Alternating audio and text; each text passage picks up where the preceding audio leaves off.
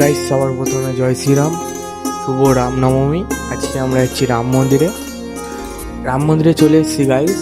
আমরা এখানে ফ্ল্যাগ কিনতে এসেছি। আমরা এখন মন্দিরের ভিতরের দিকে যাচ্ছি, তারপর কি করি তোমাদের দেখাচ্ছি। গাইস, মন্দিরের ভিতরে চলে এসেছি।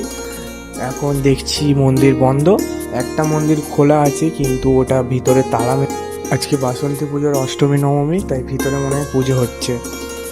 এখন আমরা বাইরের দিকে চলে যাই। গাইস, আমাদের এখন ফ্ল্যাগ কেনা হয়ে গেছে, আমাদের স্কুটিতে লাগানো হয়ে গেছে। এবার আমরা বেরোবো একটু বিশ্ব বাংলা সাইডে ঘুরতে। গাইস, কেউ ভুলভাল কমেন্ট করবে না, এটা হচ্ছে কোনো পার্টি পলিটিক্সের ব্যাপারে আমরা কিছু করছি না। এটা হচ্ছে আমাদের সবার প্রিয় রামের পুজো, তাই জন্যে আমরা রামনবমীতে বেরিয়েছি, এছাড়া আর কিছুই না। আমরা রামের ভক্ত। জয় শ্রীরাম। গাইস, আর একটা কথা, আমরা র্যালিতে যেতে পারবো না, কারণ হচ্ছে আমি যে দাদাটার সাথে ঘুরতে বেরিয়েছি, এই দাদাটার বিকেলে কাজ আছে, ওই কারণে যেতে পারলাম না। পরের বছরে যাব গাইস।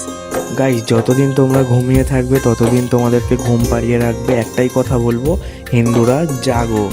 এতদূরই থাকলো আমার ব্লগটা। বাই।